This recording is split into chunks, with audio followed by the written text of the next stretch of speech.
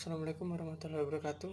Saya di sini bernama Dimas Dewanda, mahasiswa dari Polbanten Malang dari kelas Penyuluh Pertanian Berkelanjutan 2C. Akan menyampaikan tugas mata kuliah Kelembagaan Petani. Yang saya kerjakan adalah tentang merangkum apa saja daya saing, agribisnis dan penataan kelembagaan petani. Cekidot. Yang pertama, pendahuluan pasti akan meliputi seperti apa saja yang dilakukan untuk menjadi lebih baik lagi.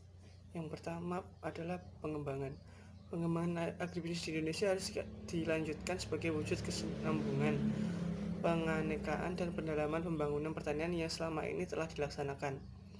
Pengembangan agribisnis sangat layak menjadi salah satu andalan atau strategi utama pembangunan sosial,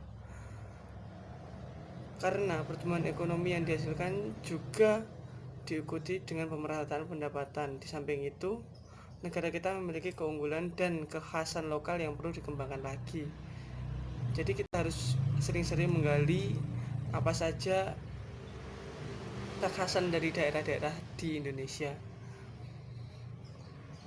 Pengembangan agribisnis juga sangat relevan dengan ekonomi kerakyatan yang mampu mewujudkan kedaulatan rakyat, itu yang disampaikan oleh Saragih 2010 dan Jargowi 2010. Dan selanjutnya adalah tantangan. Daya saing di Indonesia mengalami tantangan yang semakin nyata pada milenium ketiga.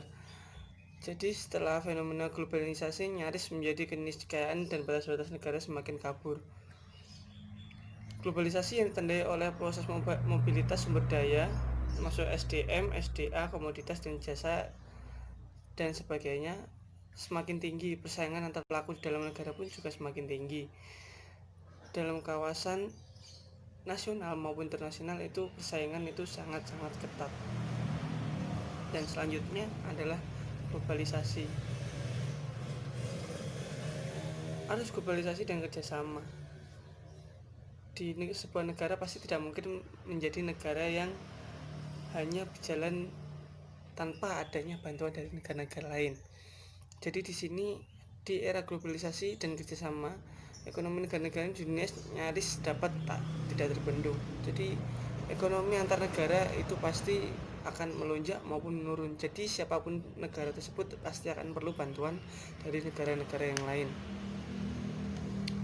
Nah, kita perlu memahami, mengetahui secara detail dan melakukan penyesuaian. Jadi yang dibutuhkan itu adalah strategi. Karena untuk mencapai keinginan dan meningkatkan daya saing, kita harus melakukan strategi-strategi yang benar. Selanjutnya adalah peningkatan. Konteks peningkatan ini, daya saing agribisnis Indonesia, penataan kelembagaan yang mengarah kepada mobilisasi dan interaksi berbagai kepentingan yang memiliki basis dan landasan yang sama, pasti akan menghasilkan energi positif dan strategi yang amat kuat. Jadi kita harus sering-sering memobilisasi dan interaksi berbagai kepentingan yang kita miliki agar kita dapat menghasilkan suatu energi positif dan strategi yang teramat kuat.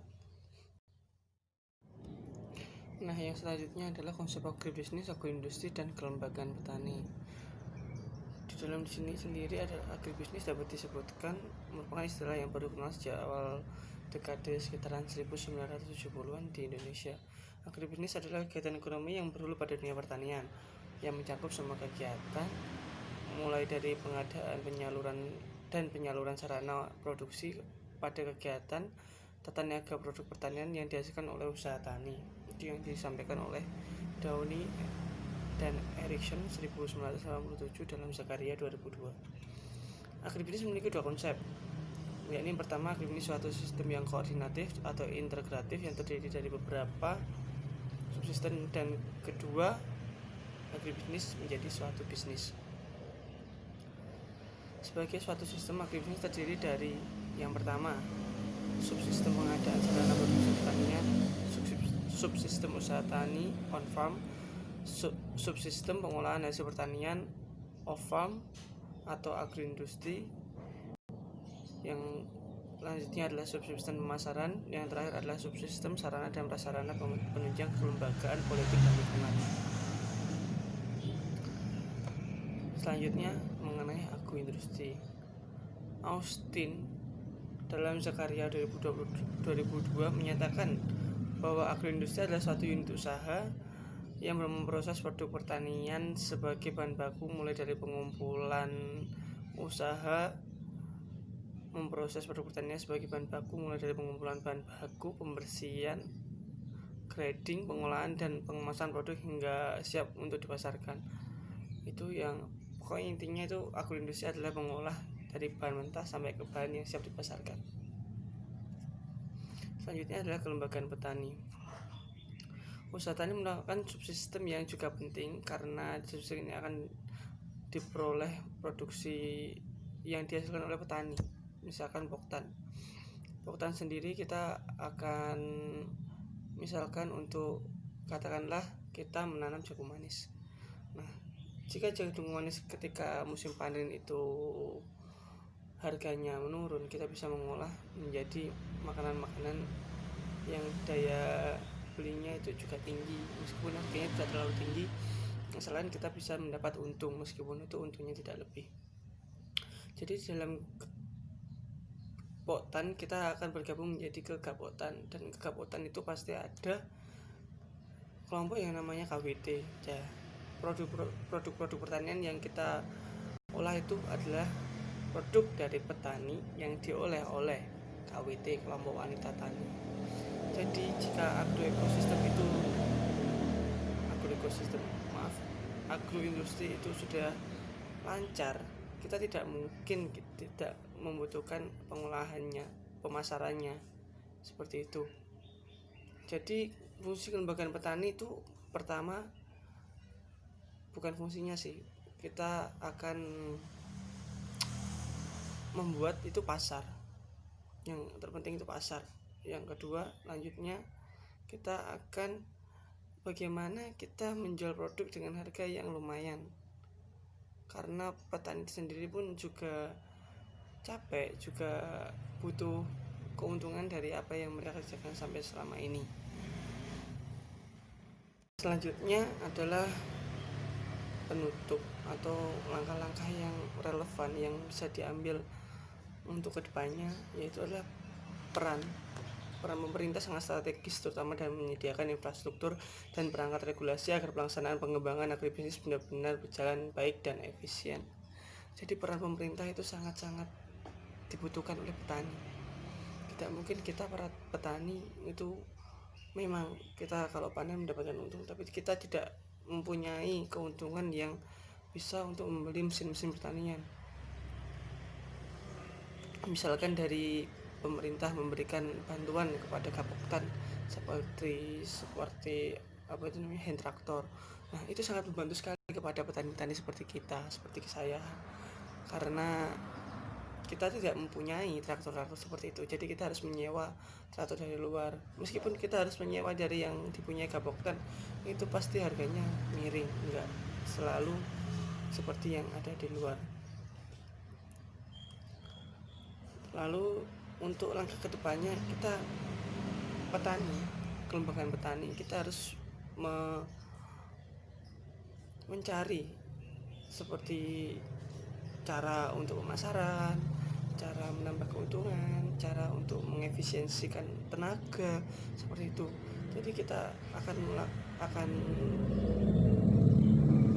melakukan seperti social sharing, marketing, lisensi.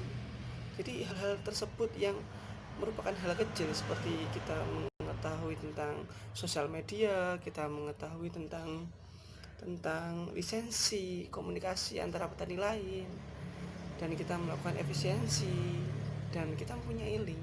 Jadi kalau kita mengetahui tentang media sosial, pasti kita akan memasarkannya itu bukan mudah. Kita akan terbantu, meskipun tidak mudah, tapi kita akan terbantu. Itu permasalahan marketing. Lisensi, jika petani memiliki lisensi seperti LSP, sertifikasi profesi, itu pasti pembeli akan merasa seperti itu petaninya punya lisensi, kita beli di sana aja, udah terlisensi soalnya, seperti itu. Lalu komunikasi membuat link-link dengan petani-petani lain itu akan membuat sesuatunya itu begini, seperti misalkan kita menggunakan pestisida ini tidak mempan kepada hama ini, kita konsultasi kepada petani-petani yang lain, itu pasti akan teramat mudah. Lalu kita melakukan efisiensi, kita melakukan setting kepada diri kita, bagaimana kita mengeluarkan uang tapi hasilnya itu juga masuk. Jadi kita tidak perlu mengeluarkan uang banyak-banyak hanya untuk membuang-buang uang yang tidak efisien, seperti itu. Kembali ke peran pemerintah, sangat strategis dalam tempat yang itu tadi, menyediakan infrastruktur dan regulasi. Kondisi itu sangat diperlukan apalagi dalam menghadapi krisis seperti ini. Kita tidak bisa, para petani tidak menerima bantuan. Kita pasti sangat welcome kalau kita diberi bantuan pada pemerintah. Soalnya apa?